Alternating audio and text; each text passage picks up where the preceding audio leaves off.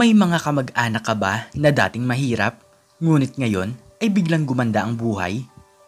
Yung malapit kayo dati sa isa't isa, ngunit ngayong may pera na sila, ay parang hindi ka nakilala.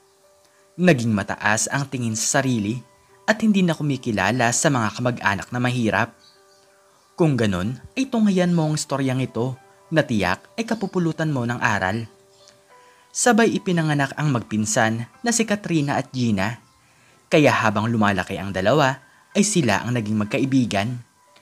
Para na nga silang magkapatid dahil hindi matatapos ang isang araw na hindi sila nagsasama. Ganun pa man, ay parehas lamang silang lumaki sa isang mahirap na pamilya. Tindera sa palengke ang kanilang mga magulang at ang kanilang mga tatay naman ay magkatulong sa pagiging isang construction worker. Kaya ngayong nasa high school na sila ay dito na nabubuo sa kanilang isipan ang kanilang mga gustong mangyari sa kanilang buhay.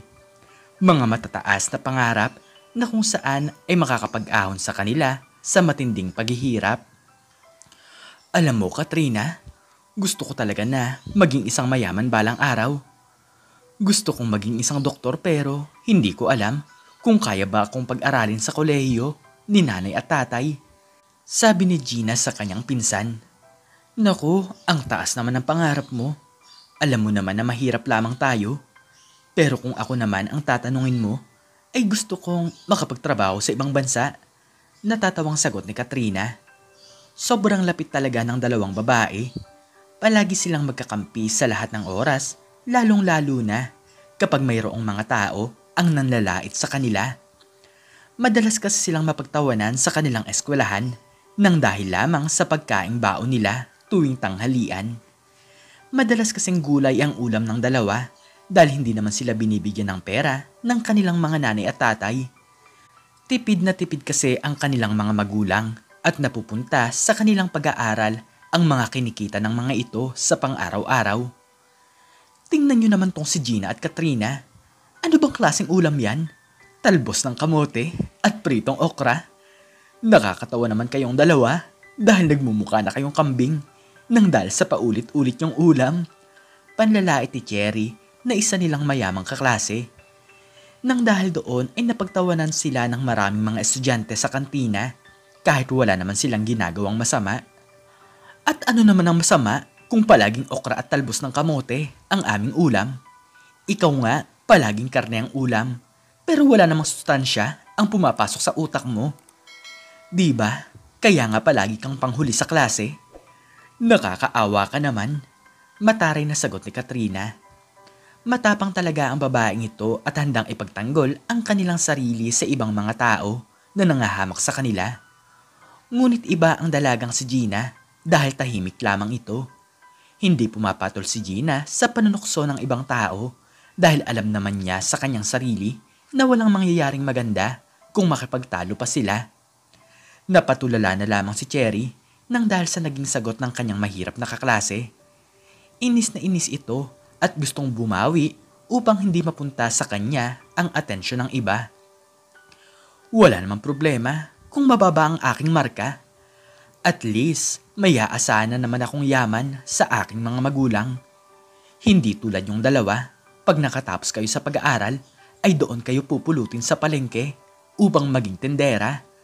Pagbawi ni Cherry, pahiyang-pahiya na talaga ang magpinsan nang dahil sa tawanan ng mga tao. Babawi pa sana si Katrina, ngunit pinigilan ito ni Gina. Tama na, Katrina, umalis na lang tayo dito. Lalo lang tayong mapagtatawanan kung sakaling humaba pa ang inyong pagsasagutan. May hinahong sabi ni Gina. Sawang-sawa na talaga ang dalawang babae sa mga pangahamak ng mga tao. Nang dahil sa matinding kahirapan ay nararanasan nila ang ganitong masakit na mga pangyayari. Isang araw ay babawian ko sila. Magiging mayaman ako at pakakainin ko sila ng aking mga pera. Galit na sabi ni Katrina sa kanyang pinsan. Hanggang sa lumipas ang mga taon ay nakagraduate naman sila sa high school. Kaso nga lang ay hindi naging maganda ang nangyari sa buhay ni Gina matapos pumanaw ang kanyang nanay. Hindi naman palaging may trabaho ang kanyang tatay, kaya napatigil ito sa kanyang pag-aaral. Paano na kaya to? Siguro, dapat ay hindi na ako umasa na matutupad ko pa ang aking pangarap. Malungkot na sabi ni Gina sa kanyang sarili. Kaya simula ngayon ay ang babae na ang pumalit sa kanyang ina bilang isang tindera sa palengke. Kailangan niyang maghanap buhay upang matulungan ang kanyang tatay. Hindi naman siya pwedeng tumunganga na lamang dahil kung ganon ay mahihirapan silang mabuhay sa pang-araw-araw. Kaya simula noon ay nagkahiwalay na silang magpinsan. Naipagpatuloy kasi ni Katrina ang kanyang pag-aaral sa kolehiyo. Iginagapang ito ng kanyang mga magulang kahit hindi sila makakain ng 3 beses sa isang araw. Inggit na inggit talaga si Gina sa kanyang pinsan. Habang siya ay nagtatrabaho, ay tinutupad naman ni Katrina ang mga pangarap nito. Mabuti pa si Katrina, may pag-asang yumaman. Samantalang ako ay mananatiling ganito na lamang. Pero masaya naman ako para sa kanya, sabi ni Gina sa kanyang sarili. Ngunit isang araw ay kinapos ang nanay at tatay ni Katrina. Para bang nagdadalawang isip ang mga ito kung patitigilin na ba nila sa pag-aaral ang kanilang anak. Oh, Katrina, bakit naman nandito ka? Baka man dumi ang suot mong uniforme. Nagtatakang tanong ni Gina. Manghihingi lang sana ako sa iyo ng tulong. Kinakapos kasi kami sa pagpepera at marami pa akong kailangang mga bayaran. Pakiusap Gina, pahingi naman ako ng pera dahil alam ko naman na meron ka dyan. Nahihiyang sabi ni Katrina. Oo naman, ikaw pa ba? Pero pasensya ka na kung 1,000 lang ang kaya kong maibigay sa'yo. Alam mo naman na maliit lamang ang kinikita ko, sagot ni Gina. Handang suportahan ng babae ang kanyang pinsan dahil masaya rin naman siya kung sakaling matupad nito ang kanyang mga pangarap. Para na nga silang magkapatid, kaya ang pangarap ni Katrina ay pangarap na rin niya. Ngunit ang totoo pala niyan ay nakagawa na ng paraan ang mga magulang ni Katrina upang mabayaran ang mga dapat bayaran. Ang pera pala na hiningi nito sa kanyang pinsan ay gagamitin nito para makasabay siya sa kanyang mayayamang kaklase. Ayaw na kasi ni Katrina na maulit pa ang masasamang nakaraan na mapagtawanan siya ng dahil sa kahirapan. Simula noon ay nagiging sandalan na rin ito si Gina upang maging maayos ang kanyang pag-aaral. Nagagawa niya itong lokohin upang siya ay magkaroon ng pera. Lumipas ang ilang buwan ay nagkasalubong sa daan ang dalawa. Nalungkot na lamang si Gina matapos nitong makita si Katrina na marami ng ibang mga kaibigan. Ngunit para bang hindi siya nakita ng kanyang pinsan. Para itong isang hangin na lumampas lamang sa kanyang harapan. Kung ano-ano na talaga ang pumapasok sa isipan ni Gina, naiisip ng babae na baka ikinakahiya siya ng kanyang pinsan. Ikinakahiya ba ako ni Katrina dahil tindera lamang ako? Ano ka ba Gina? Huwag kang mag-isip ng masama dahil baka hindi ka lang niya napansin, sabi ng babae sa kanyang sarili. Ngunit kinabukasan ay kinausap niya si Katrina. Muli kasi itong lumalapit sa kanya upang manghingi ng tulong. Katrina, hindi mo ba ako nakita kahapon? Tanong ni Gina. Ha? Anong sinasabi mo? Nagkasalubong ba tayo sa daan? Pakunwaring sagot ng babae. Nang dahil doon ay naging malinaw kay Gina na tama nga siya sa kanyang hinala. Hindi nga siya nakita ng kanyang pinsan, kaya hindi siya nito pinansin noong nagkasalubong sila sa daan. Matapos humingi ng tulong ni Katrina ay agad itong umalis upang pumasok sa paaralan. Lumipas sa mga taon ay masayang masaya ang lahat dahil graduation na ni Katrina sa kolehiyo. Naiinggit man si Gina ngunit masaya naman ito para sa kanyang pinsan. Ilang buwan pa ang lumipas ay nabalitaan na lamang niya na mag-iibang bansa na si Katrina. Natanggap ito sa magandang trabaho nang dahil sa pagiging matalino ng dalaga. Gina, nakakahiyaman pero baka madagdagan mo ang pera ko. Sa isang araw kasi ay alam mo naman, naalis na ako, sabi ng babae sa kanyang pinsan. Sige, masaya naman ako dahil magiging mayaman ka na. Basta, palagi kang tatawag sa akin ha? Dahil mamimiss talaga kita. Malungkot na sagot ni Gina. Ngunit nang makaalis si Katrina sa ibang bansa ay nawalan na siya ng balita dito. Hindi man lamang siya nito tinatawagan o kinakamusta man lamang. 2 taon na ang lumipas ay binabalot na talaga si Gina ng pag-aalala nang bigla niyang makausap ang nanay ni Katrina. Nakatira na kasi sa malayong lugar ang mga magulang ng kanyang pinsan matapos nilang makapagpatayo ng sariling bahay. "Tita, kumusta na po si Katrina?" tanong ni Gina. "Ano? Hindi mo ba siya nakakausap? Mayroon na siyang asawa at anak. Sa totoo lang ay maganda na ang buhay niya sa ibang bansa. Hindi sa pagyayabang pero mayaman na kami," sagot ng matandang babae. "Ganun po ba?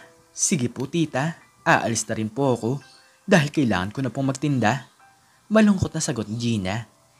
Hindi niya alam ang dahilan kung bakit hindi siya nito tinatawagan. Iniisip na lamang niya na masyado itong busy sa pagtatrabaho at wala ng oras para makipag-usap pa sa ibang mga tao. Nagpatuloy na lamang si Gina sa kanyang buhay at nag-iisip ng iba pang bagay na pwede niyang pagkakitaan. Lumipas pa ang maraming taon ay nananatiling simple si Gina. Isa pa rin itong tindera sa palengke dahil wala siyang balak na umalis sa kanyang trabaho. Wala na siyang balita kay Katrina. Gustong-gusto man niya itong makausap, ngunit para bang kinalimutan na siya nito dahil mayaman na ngayon ang babae. Nalaman nga ni Gina na kung minsan ay umuwi pala ito sa Pilipinas, ngunit hindi man lamang siya nagawang pasyalan. Nagkaroon ng salo-salo, ngunit ang mayayamang kamag-anak lamang ang inimbitahan nito. Hindi ko gustong mag-isip ng masama tungkol sa kanya, pero nakalimutan na ata ni Katrina kung saan siya nagmula. Hindi na ata niya ako gustong makita dahil isang mahirap na tao ang tingin niya sa akin, malungkot na sabi ni Gina. Nagpatuloy si Gina sa kanyang buhay bilang isang tindera. Masaya naman siya sa kanyang trabaho dahil nagiging maayos naman ang buhay nilang mag-ama nang dahil dito. Isang araw ay nagulat na lamang siya nang makausap niya si Katrina sa telepono. Inimbitahan siya nito sa isang family reunion. "Gina, pumunta ka sa isang buwan at magkakaroon tayo ng reunion. Pasensya ka na kung ngayon lang ako napatawag," sabi ni Katrina sa telepono. Sinabi pa ng babae kung saan ito gaganapin at naging masaya naman si Gina nang dahil doon. Maikekwento na niya sa kanyang pinsan ang lahat ng mga pangyayari sa kanyang buhay at alam niya sa kanyang sarili na magiging masaya sila sa kanilang kwentuhan. Lumipas ang isang buwan ay isinama niya ang kanyang ama patungo sa malayong lugar dahil doon nila gaganapin ang kanilang family reunion. Simpleng-simple lamang ang kasuotan ng mag-ama dahil ito ang nakasanayan nila. Nang makita niya si Katrina ay agad niya itong sinalubong ng isang mahigpit na yakap, pero napansin niya na hindi man lang humawak sa kanyang likuran ang dalawang kamay ng kanyang pinsan. "Katrina, kumusta ka na? Mayaman ka na talaga. Masaya ako sa mga nangyari sa iyong buhay. Natupad mo na ang mga pangarap mo," nakangiting sabi ni Gina. "Oo naman. Hindi mo ba alam na ako ang nagpapatayo ng malaking bahay doon sa malapit sa inyo?" Taas noong sagot ni Katrina. Mas lalo pang naging masaya si Gina nang malaman nito na magkapit-bahay sila. Ilang sandali pa ang lumipas ay nagsimula na ang kasiyahan. Pumunta sa unahan si Katrina upang magsalita sa mikropono. Naimbitahan kasi ito dahil ito ang matagal nang hindi nakakauwi sa bansang Pilipinas. "Maraming salamat nga pala sa lahat ng pumunta. Maraming salamat dahil proud kayo sa akin dahil mayroong yumaman sa ating pamilya. Hindi ko naman kasi gusto na maging tindera sa palengke at manatiling mahirap. May pangarap naman ako sa buhay," natatawang sabi ni Katrina habang nakatingin ito kay Gina. Nanlaki na lamang ang mga mata ng babae dahil alam niya sa kanyang sarili na siya ang pinapatamaan ng kanyang pinsan. Pahiyang-pahiya si Gina sapagkat isa lamang siyang tindera. Maya-maya lamang ay nagkainan na sila. "Gina, masaya ako dahil hindi na okra ang kinakain mo ngayon. Masaya ako dahil makakatikim ka naman ng masarap na ulam," pakunwaring sabi ni Katrina. Nakalimutan na talaga ng babae kung saan siya nagmula at hindi man lamang nito naisip na kahit na papaano ay nakatulong ang kanyang pinsan sa kanyang pagyaman. Alam ni Gina sa kanyang sarili na hinahamak siya ni Katrina. Ikinakalungkot niya talaga na ganito ang naging ugali ng babae matapos magkaroon ng maraming pera. Ngunit maya-maya lamang ay si Gina naman ang inimbitahan sa unahan. upang magsalita. Mayaman na rin kasi ito at marami ng mga negosyo sa sariling bayan, pati na rin sa iba't ibang lugar. Siya na rin ang may-ari ng buong palengke na kanyang pinagtitindahan, ngunit napili pa rin niya na maging isang tindera upang meron siyang pagkalibangan. Masaya po ako dahil natupad din ang aking mga pangarap. Higit sa lahat ay nabigyan ko pa ng trabaho ang iba nating mga kamag-anak. Wala pong imposible sa ating buhay at kahit na anong mangyari ay matuto po tayong tumingin sa ating pinanggalingan. Higit sa lahat ay matuto po tayong tumanaw ng utang na loob sa mga tao na nakasama natin sa hirap at ginhawa. Nakangiting sabi ni Gina. Nang dahil doon ay nagtanong-tanong si Katrina sa ibang mga tao kung ano na ba ang balita sa buhay ng kanyang pinsan. Nagulat na lamang ang babae dahil pati na rin pala ang tinutungtungan nila ay pag-aari din ni Gina. Sa mga oras na ito ay nalaman ni Katrina na mas mayaman pa pala ang babae kaysa sa kanya. Pahiyang-pahiya talaga ito at hindi niya akalain na ang kanyang simpleng pinsan ay halos maligo na sa pera. Nanginginig pa si Katrina nang muling bumalik sa kanyang tabi ang babaeng si Gina. Gina, totoo ba na mayaman ka na? Tanong ni Katrina. Ngumiti lamang ang kanyang pinsan at inanyayahan na pumasyal sila sa kanyang bahay. Hindi naman ako ganun kayaman. Tara at pumasyal ka sa amin bukas. Tutal, doon din naman ang ipinapatayo mong bahay. Magkwentuhan naman tayo. Nakangiting sagot ni Gina. Kinabukasan ay pumunta doon ang babae. Nakita niya ang lumang bahay ng kanyang pinsan, ngunit hindi na pala ito doon nakatira. Nakatira na pala ito sa isang malaking bahay na kung saan ay nakatayo sa tapat ng kanyang ipinapagawa. Higit na mas malaki pa ito kaysa sa kanyang bahay na ipinapatayo at halos doble ito ng sa kanya. Nanliit na lamang si Katrina sa mga naabot ng kanyang pinsan. Sa mahabang panahon pala na hindi niya ito kinakamusta, ay wala pala itong ibang ginawa kundi ang magsikap sa buhay. Ang ganda naman ng bahay mo. Ito na lamang ang mga salita na lumabas sa bibig ni Katrina. Naku, tiyak kong maganda rin naman ang ipinapatayo mong bahay. Pag natapos na yan, ay doon mo naman yun makikita. Mapagkumbabang sagot ni Gina. Ang mapagmataas na si Katrina ay bigla na lamang bumaba. Gusto niya sanang ipagmalaki at ipagyabang kay Gina ang kanyang kayamanan, ngunit parang siya pa ang namangha sa mga pag-aari ng kanyang pinsan. Higit sa lahat ay kusa ng kumikilos ang mga negosyo nito nang dahil sa kanyang mga empleyado. Pwede na ngang umupo na lamang si Gina at magpasarap sa buhay, ngunit ang gusto nito ay makihalubilo sa kanyang mga trabahador. Nalaman ng kanilang mga kamag-anak na masama ang ugali ni Katrina, kaya iniiwasan na siya ng mga ito. Ngunit sa kabila ng pag-iwas nila sa babae, ay malapit naman ang loob nila kay Gina. Gina, malaki ang pinagbago ko. Naging mapagmataas ako at mayabang. Pasensya ka na talaga at alam ko naman na nagkamali ako. Nahihiyang sabi ni Katrina. Napansin ko rin yun, Katrina, pero magpinsan pa rin tayo. Higit sa lahat ay parang magkapatid. Pwede mo pa namang baguhin ang ugali mo at simulan mong balikan kung ano bang klase ng buhay dati ang meron tayong dalawa. Nakangiting sagot ni Gina. Unti-unting nagbago si Katrina at nang dahil doon ay naging masaya silang lahat. Nagkalapit-lapit ang loob ng magkakamag-anak at sila-sila rin ang nagtutulungan. Isang araw ay nagluto si Gina ng talbos ng kamote at pritong okra. Masayang kumain ng dalawa at binalikan nila ang masasayang alaala. Huwag mong hayaan na baguhin ng pera ang iyong ugali. Sa isang iglap ay pwedeng maubos ang kayamanan, ngunit ang pamilya ay mananatiling nandyan. Palagi mong isipin na ang lahat ng bagay ay hindi sa atin at ito ay pahiram lamang sa atin ng ating Panginoon. Ikaw, anong natutunan mo sa istoryang ito? I-comment mo sa baba ang iyong natutunan. At hanggang dito na lamang po nagtatapos ang aking istorya at sana po ay nagustuhan nyo ito. Please like, share, and subscribe and click the notification bell para lagi kang updated sa mga bago kong istorya. Muli ay maraming salamat po at God bless us all.